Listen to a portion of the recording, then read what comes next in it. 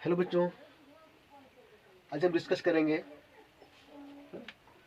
Most probable speed के बारे में। ठीक है, डिस्कस क्या करेंगे, इसका कैलकुलेशन निकालेंगे, है ना। CMP most probable speed 1D में, 2D में एंड 3D में, है ना। जो हम लोग का पिछला लेक्चर था, है ना, उसमें हम निकाले थे एवरेज स्पीड और root mean square speed 1D, 2D और 3D, है ना, तीनों निकाले थे, है ना। तो आज हम क्या करेंगे, ये छूट गया था, है ना। तो इसको हम 1D में निकालेंगे, 2D में निकालेंगे और 3D में निकालेंगे, है ना। अब देखो तो बच्चों, तुम लोग से रिक्वेस्ट है ना, कि जो इस लेक्चर को पहली बार देख रहे हो ना, है ना, जो मेरा पहला वीडियो था, है ना, जिसमें हम एवरेज स्पीड निकाले थे, रूट मीन स्क्वायर स्पीड निकाले थे, है ना, उसको देख लें ताकि यहाँ पे ज़्यादा क्लियर होगा। ठीक है, अब देखो तो पहला लेक्चर में है, जो मेरा पहला वीडियो था, इसमें से ये जो हम लिखे हैं, ये है ना, हम लिखे थे, और ये क्या था, DN, है ना। 3D के लिए मेरा जो आया था, हम जो लिखे थे ये लिखे थे, है ना। 2D के लिए ये लिखे थे, 1D के लिए लिखे थे, है ना। DN क्या था मेरा, है ना, नंबर ऑफ मोलिकुल्स, है ना, having speed C2C plus DC, है ना, इन 3D। मतलब ये क्या बताता है ना, कितना मोलिकुल है ना, जो C2C प्लस DC के बीच में, है ना, वेलोसिटी रखता है ना। मतलब एक छोटे से रेंज में, एक छोटे से रेंज DC में कितना मोलिकुल है ना, जो आएगा DC रेंज में आएगा, है ना। सेम वैसे ये 3D में था, सेम वैसे 2D में था, सेम वैसे 1D में, है ना। 3D में क्या था, देखो यहाँ पे 3/2 था, है ना। 2D में क्या था, 2/2, 1D में क्या था, 1/2, है ना। 3, 2, 1, है ना, एक एक कम होते जाता था, है ना। और देखो तो 3D में क्या था, यहाँ पे मल्टीपल था 4πc²। 2D में क्या था, 2πc, है ना। और 1D में क्या था, कुछ भी मल्टीपल नहीं था, है ना। और अब ये मल्टीपल हम कैसे किए हैं, है ना, हम पहला वाले लेक्चर में समझाए, है ना। अब चलो हम लोग देर नहीं करते, ठीक है। अब देखो तो प्रोबेबिलिटी क्या होता है ना, क्या होता है, number of event but A total event, है ना, इसी को तो बोलते हैं प्रोबेबिलिटी, है ना। तो देखो तो ये क्या है, number of event but A total event, है ना। सेम वैसे देखो तो यहाँ पे DN और यहाँ पे N इधर कर दे, है ना। तो क्या हो गया, नंबर ऑफ मोलिकुल्स बटे टोटल मोलिकुल्स, इसको लिख सकते हैं प्रोबेबिलिटी P के टर्म में, है ना। DN बटे DN, DN बटे N, P, है ना। P क्या बताएगा, क्या बताएगा, है ना, प्रोबेबिलिटी ऑफ मोलिकुल्स, है ना, having velocity C2C plus DC, है ना। C और C प्लस D की, C और C प्लस DC के बीच में, है ना, कितना मोलिकुल होने की संभावना है ना, यही तो बताएगा P, है ना। तो ये 3 डायमेंशन के लिए P हो गया, है ना। ये देखो यहाँ पे इसको भी, इसको नीचे कर देंगे, है ना। तो ये भी मेरे क्या दिखाएगा, P दिखाएगा, है ना। इसको नीचे कर देंगे, है ना, क्या दिखाएगा, P दिखाएगा, है ना। तो तीनों में अंतर ये है कि ये 3D के लिए है, 2D के लिए है, ये 1D के लिए है ना। और तीनों में यहाँ पे प्रोबेबिलिटी है ना। प्रोबेबिलिटी कितने मोलिकुल्स की संभावना है ना, कि वो C2C प्लस DC के स्पीड रेंज में रहेगा, है ना। एक छोटे से स्पीड रेंज में, छोटा सी स्पीड क्या है, DC, है ना, कितना मोलिकुल्स रहने की संभावना है ना, यही तो बता रहा है ये P या तो P, है ना।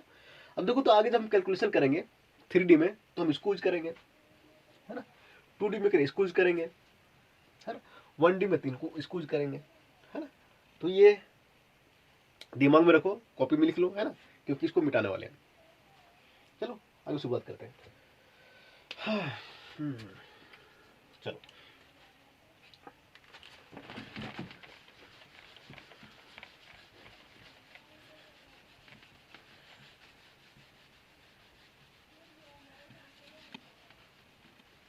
अब देखो तो सबसे पहले हम 3D निकालते हैं।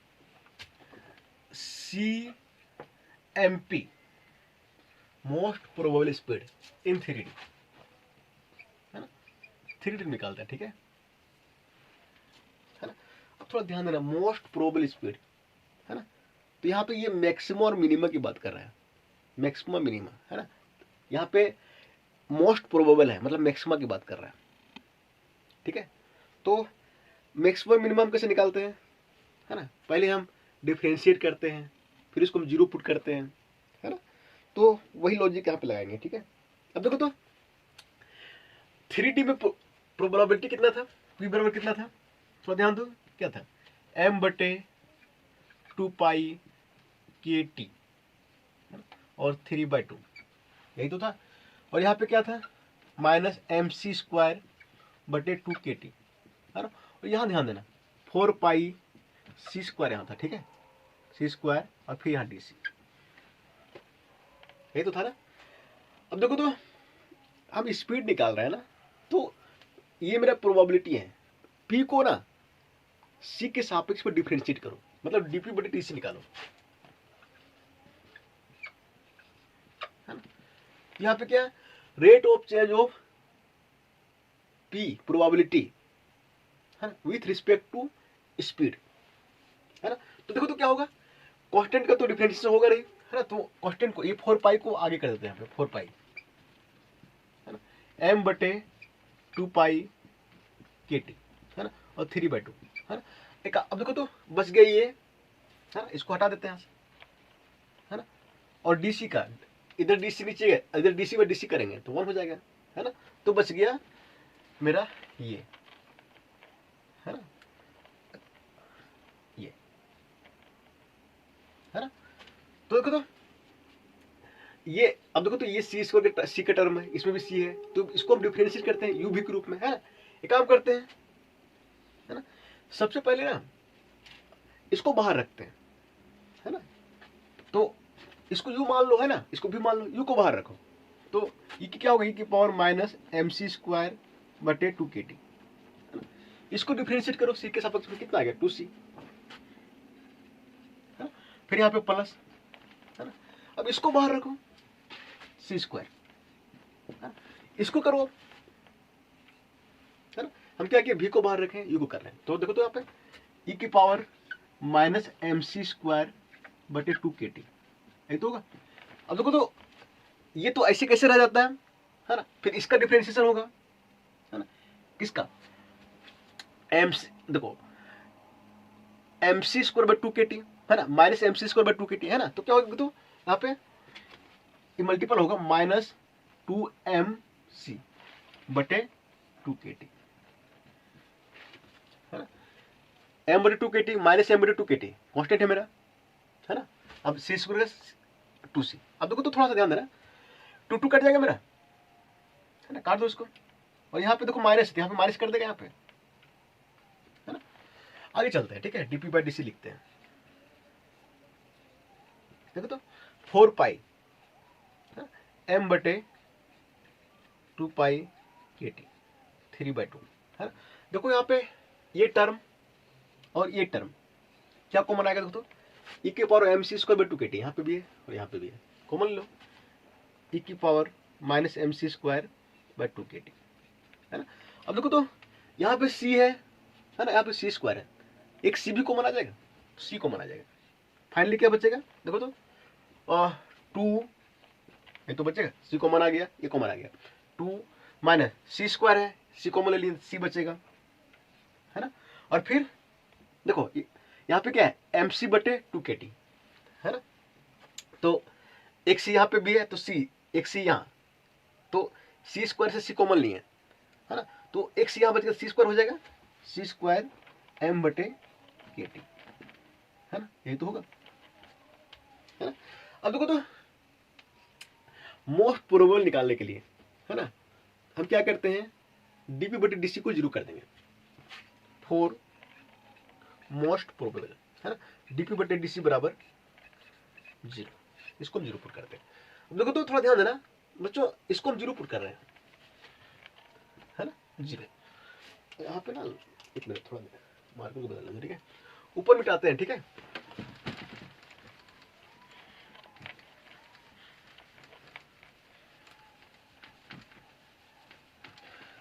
अब जब इसको जीरो पुट करोगे, है ना, तो देखो तो ये मेरा कांस्टेंट है ना, ये मेरा जीरो हो जाएगा, इधर जाके जीरो हो जाएगा, आ तो ये जीरो होगा, आ तो ये जीरो होगा, आ तो ये जीरो होगा, है ना। अब देखो तो ये तो जीरो हो नहीं सकता, e की power minus M C square बटे 2kt, ये मेरे जीरो नहीं हो सकता। आ तो c जीरो होगा, है ना, आ तो ये टर्म जीरो होगा, 2 माइनस सी स्क्वायर एम के सॉरी एम बटे के टी, है ना, ये जीरो होगा, ठीक है। अब देखो तो इस टर्म से क्या हो जाएगा, इससे, एक मिनट थोड़ा सा मार्कर मेरा काम नहीं कर रहा यार, एक मिनट, देखो इसको मिटा देते हैं, ठीक है।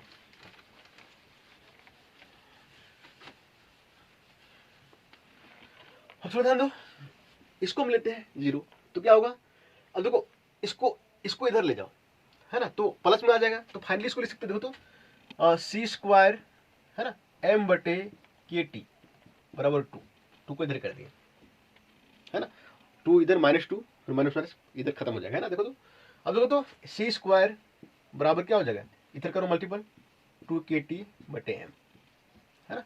अब देखो सी, है ना, अब यहाँ पे रूट में आ जाएगा, देखो तो 2kt बाय एम, है ना।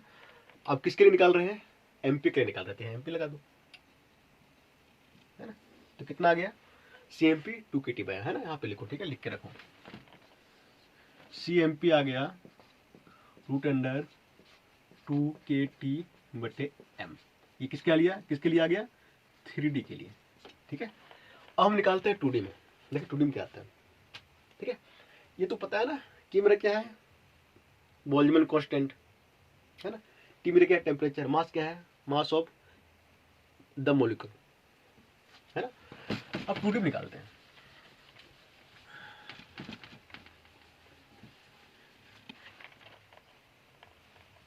है ना। अब देखो तो CMP इन 2D, है ना, तो 2D में P का वैल्यू क्या था, देखो तो कॉपी में देखो अपना जो लिखे हो, ये था ना, देखो तो m/2π/kt, है ना, और यहाँ पे 2/2 था, 2/2 1 हो जाता है, लिखने की जरूरत है क्या, नहीं, यहाँ पे क्या है, e के power minus M C square by 2kt, यही तो है, कॉपी में देखो, है ना। और ये यहाँ पे क्या था, 2πc dc, ठीक है, क्लियर है। इसको ना डिफ्रेंशिएट करो, ठीक है, dp बटे dc निकालो, है, तो देखो कांस्टेंट को ना बाहर कर दो, है ना, हम मिटा रहे हैं, ठीक है। अगला स्टेटमेंट जो है, अगला जो वो खुद से लिख लेना, है ना। तो हम यहाँ पे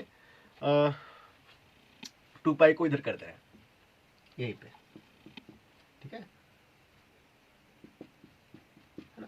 तो कांस्टेंट जो है इधर आ गया 2π m/2πkt, है ना। अब देखो तो ये c है ना, और ये dc से अगर डिफरेंशियल, ये तो मेरा 1 हो जाएगा ना। तो अब देखो इसको u मान लो, इसको भी मान लो, है ना, u को बाहर रखो, e की power minus M C square बटे 2kt, है ना। अब c को डिफरेंशिएट करो, dc बट dc कितना है, 1 आ जाएगा, है ना, 1 को लिखने की जरूरत नहीं है, फिर प्लस क्या हो, प्लस, है ना। अब c को बाहर रखो, है ना, हम क्या किए, u को बाहर रखे, v को डिफरेंशिएट किए, अब v को बाहर रखो, c को बाहर रखो, है ना, इसको डिफरेंशिएट करो, तो देखो तो e की power minus M C square बटे 2kt, है ना। और पिछली बार इसके पहले हम किए थे, कितना आया था इसका, यहाँ पे मल्टीपल हो जाता है ना, -2mc बटे 2kt, ये तो होता है ना। इसको बंद कर दो, है ना। अब देखो ध्यान दो, ये यहाँ पे माइनस है ना, तो ये माइनस कर देगा यहाँ पे, है ना। अब एमपी निकालने के लिए क्या करते हैं, डी बटे डीसी को हम 0 पुट करते हैं, है ना, तो डीपी बटे डीसी 0 पुट करो, है ना। देखो तो अगर 0 पुट करोगे, है ना, तो देखो ऐसे ऐसे होगा ना, है ना, डीपी बाई डीसी, तो क्या होगा, देखो तो ये मेरा इधर आके 0 हो जाएगा, है ना। इसमें से कॉमन आएगा, ये कॉमन आएगा ना, ये, है ना, और ये, है ना, तो अब तो ये 0 होगा, है ना। देखो तो आगे हम लिखते हैं, ई की power minus M C square by 2 KT, है ना, ऐसे आएगा ना। अब देखो तो 1 माइनस देखो एक सी यहाँ पे एक सी यहाँ पे, तो सी स्क्वायर, है ना, 2 कट जाएगा तो एम बटे के टी, है ना, बराबर 0। ये तो 0 हो नहीं सकता, ये 0 होगा मेरा, है ना। देखो तो 1 माइनस सी स्क्वायर बटे एम बटे के टी बराबर 0। ठीक है, इसको मिटा दो।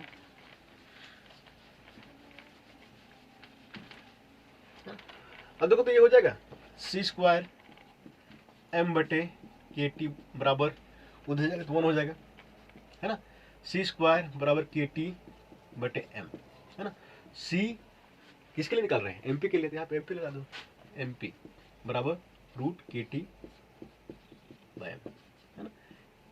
ये आ गया एक्सप्रेशन किसके लिए, 2D के लिए, है ना। तो यहाँ पे लिख दो सी एम पी, है ना, के टी बटे एम, इसमें आ गया 2D।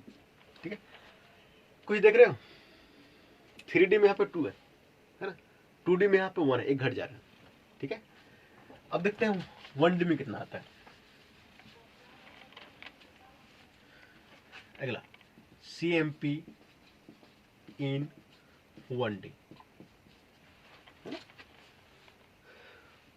चलो अब देखो तो 1D के लिए पी का वैल्यू क्या था, पीछे देखो, है ना।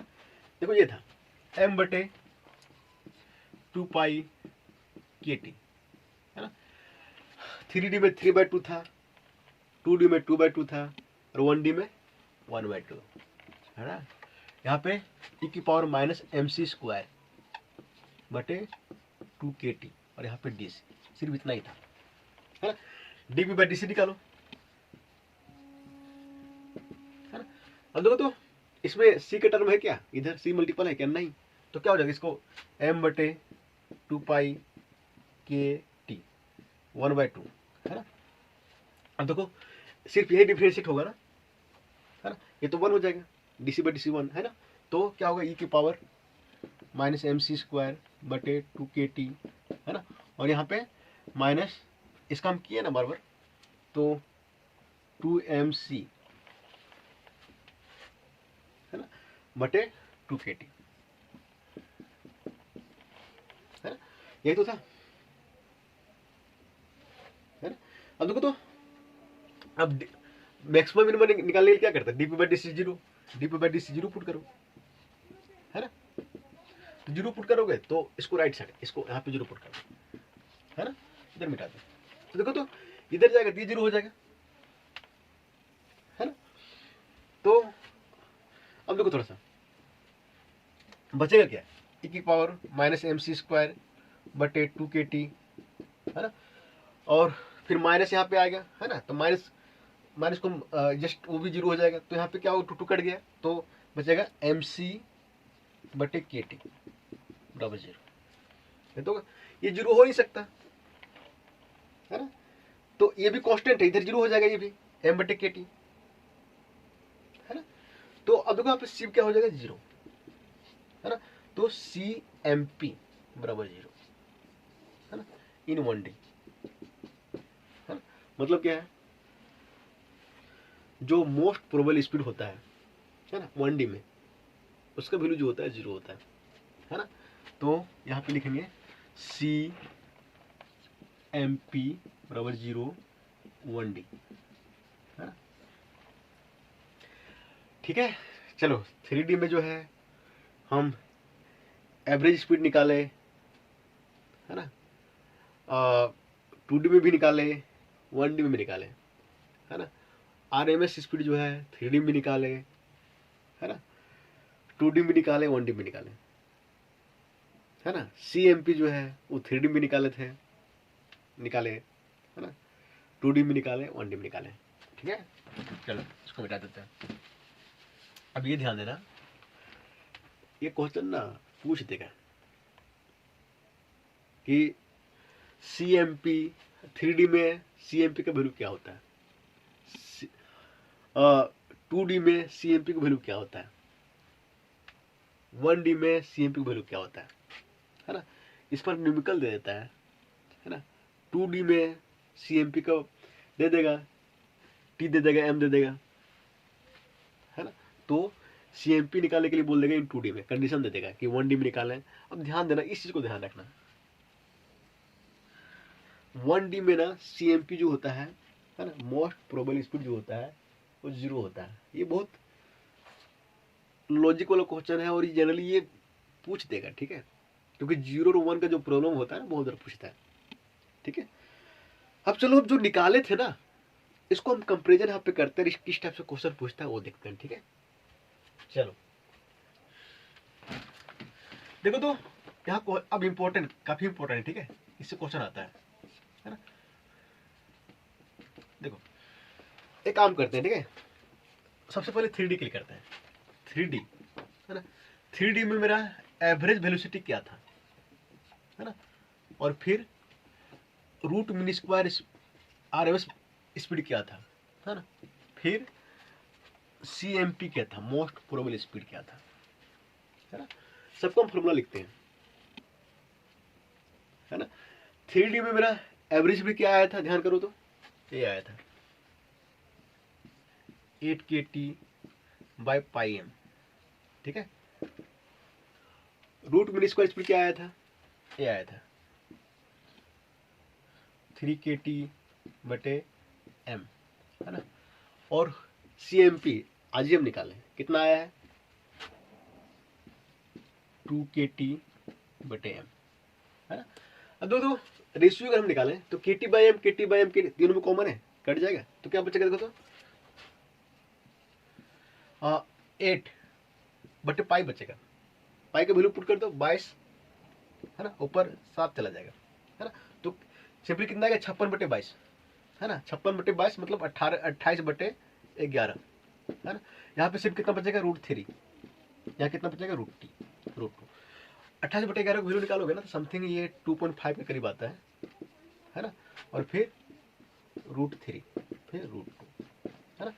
देखो तो इसका जो रेशियो आ रहा है C एवरेज, CRMS और CMP, है ना, कितना आ रहा है √2.5, √3 और √2,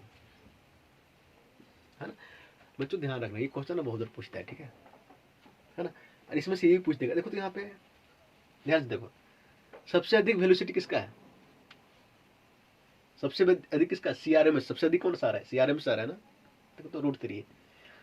इसके बाद C एवरेज आ रहा है ना, फिर मेरा CMP आ रहा है। तो ये भी पूछ देता है कि इसको जो है इसको डिक्रीजिंग ऑर्डर में सजाएं और तो फिर इंक्रीजिंग ऑर्डर में इसका वैल्यू क्या होगा, है ना। तो देखो तो यहाँ पे CRMS जो होगा वो ग्रेटर होगा C एवरेज से और ये ग्रेटर होगा CMP से, है ना। तो ये काफ़ी इंपॉर्टेंट है, क्योंकि हाल फिलहाल में एक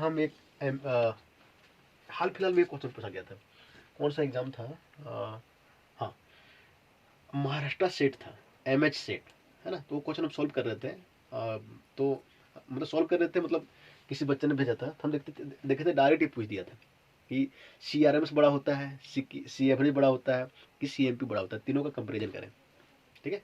हाँ, तो फिर इसका वैल्यू पूछ देगा, है ना, इसको ध्यान रखना, ठीक है। देखो तो 3D में CRMS जो है सबसे अधिक है ना, फिर इसके बाद एवरेज है, इसके बाद क्या है MP है ना। हम देखते हैं 2D में क्या आता है। 2D में C एवरेज का वैल्यू क्या आया था पता है, तो क्या आया था, हमको भी देख लेते कितना आया था।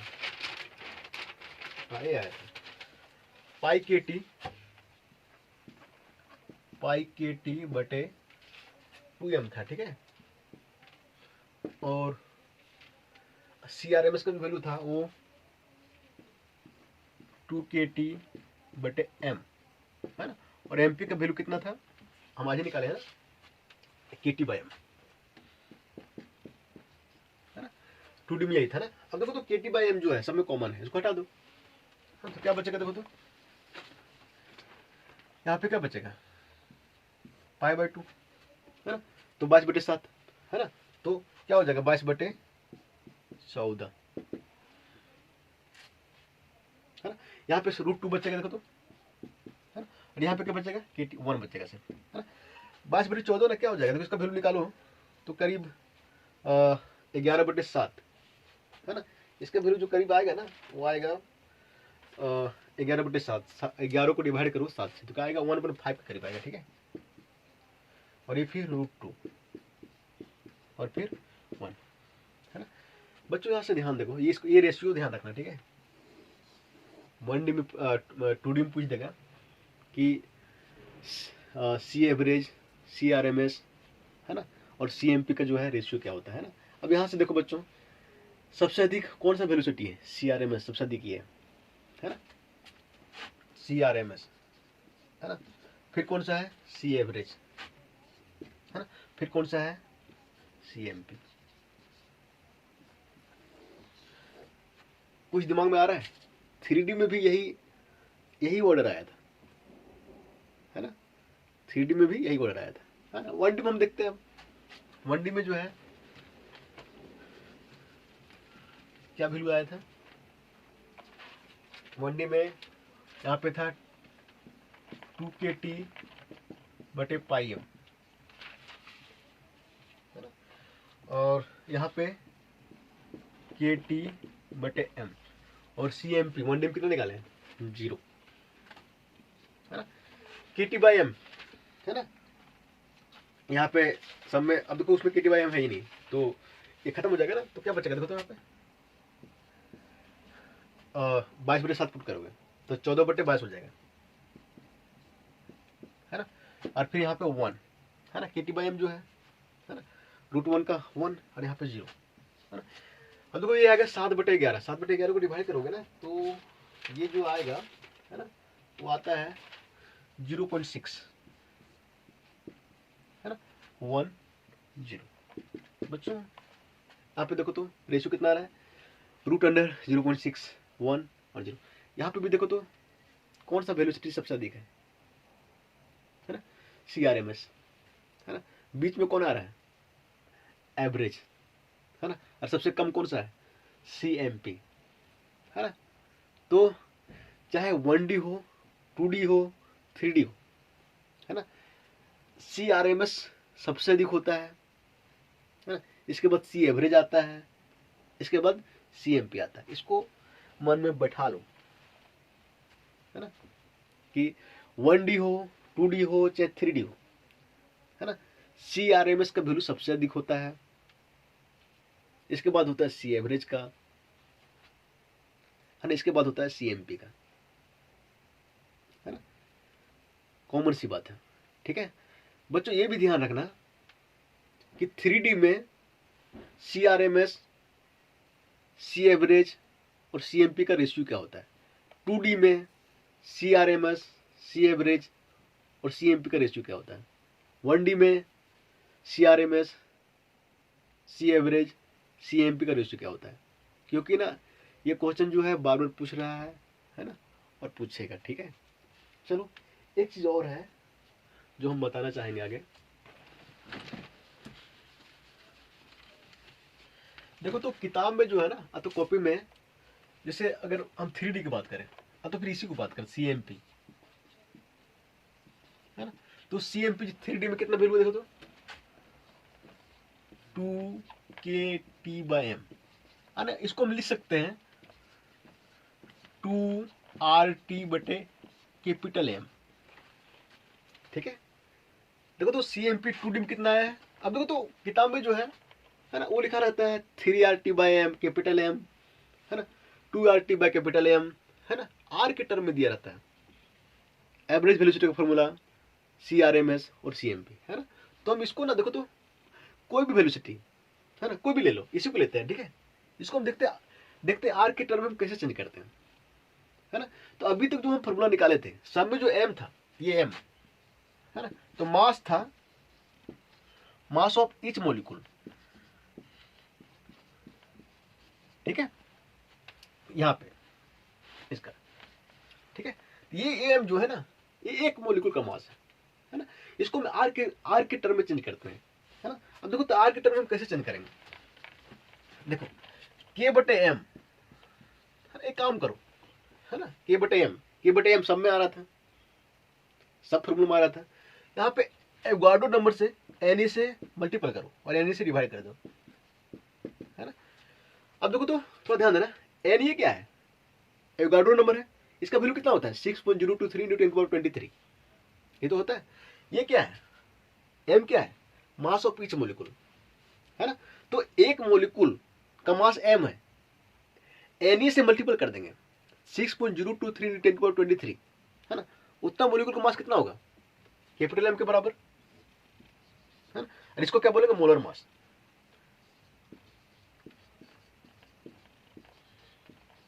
Mass of 1 mole molecule, mass of 1 mole of molecules, एक मोल मोलिकुल्स का मास m, है ना, और इसको हम बोलते हैं मोलर मास, है ना। Mass of 1 mole of the mass of 1 mole molecules, है ना, ये कैपिटल M, ठीक है। अब देखो तो KNE इसको हम लिखते हैं R, ठीक है। अब KNAR ये कैसे आता है ना, कभी देखना है घर में, अपने से ट्राई करके, ये का वैल्यू कितना होता है, बोल्ट्जमैन कांस्टेंट 1138 होता है, 1138 × 10⁻³ जूल पर केल्विन, ये तो होता है। और Na का वैल्यू कितना होता है 6.023 × 10⁻23, है ना। और ये क्या है, मोलिकुल है ना, तो इसको जब मल्टीपल करोगे ना तो आएगा 8.314, यूनिट जो है जूल पर मोल पर केल्विन ऐसे आता है, जूल पर मोल, है ना, पर केल्विन। ये क्या है मेरा, पर मोल है ना, ये क्या है मेरा, आर है ना। तो के और एन का जो जो मल्टीपल है ना, वो आर के बराबर आता है ना। आर मेरा क्या है, आर मेरा यूनिवर्सल, इसको बोलते हैं यूनिवर्सल गैस कांस्टेंट, ठीक है। तो सीधी सीधी है कि अगर इसको चेंज करना, इसी को देखो CMP को, है ना, ये क्या है मेरा 2kT/m, है ना, n से मल्टीपल करो और n से डिवाइड करो, ये मेरा क्या एडो नंबर, तो क्या हो जाएगा, तो 2, है ना, KNART और स्मॉल m और Na कैपिटल M, है ना। तो हम लिख सकते हैं 2kT/m लिखो और तो फिर 2RT/m लिखो, ठीक है। ध्यान रखो यहाँ पे R जो है यूनिवर्सल गैस कांस्टेंट है और M जो है ये मोलर मास है, ठीक है। ध्यान रखना कहीं पे के अब देखो बार बार ध्यान है, अगर फार्मूला में के लिखा हुआ है ना, तो नीचे जो M होता है मास ऑफ ईच मोलिकुल, ठीक है। अगर R लिखा हुआ है तो नीचे जो M होता है वो मोलर मास होता है ना। फिर से एक एग्जांपल लेते हैं, ठीक है।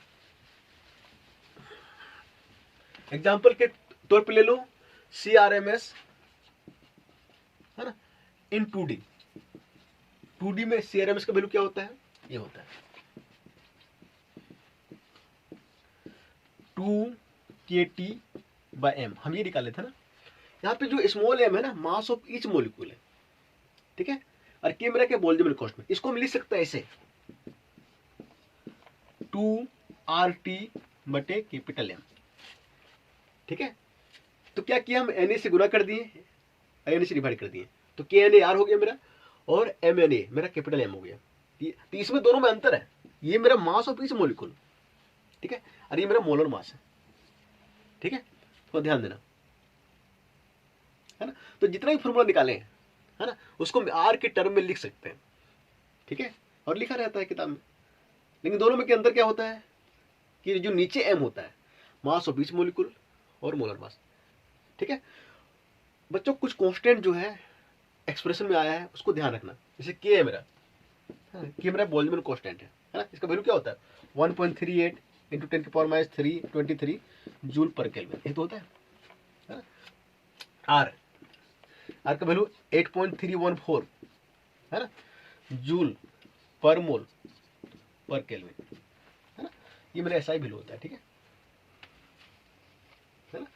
तो ये क्वेश्चन का वैल्यू ध्यान रखना, इसको रखना, बाकी सब क्वेश्चन निकल जाएगा, ठीक है। चलो ठीक है, थैंक यू। हम अगले लेक्चर में जो है, देखो ये जो लेक्चर था, है ना, वो लेक्चर 1 का ही पार्ट था। लेक्चर 2 में जो है ये फार्मूला जो हम लिखे थे P बराबर जो आया था लंबा लंबा फार्मूला, कहाँ से आता है कैसे आता है उसको हम एक्सप्रेस करेंगे, उसको हम बताएंगे, ठीक है। चलो ठीक है, थैंक यू।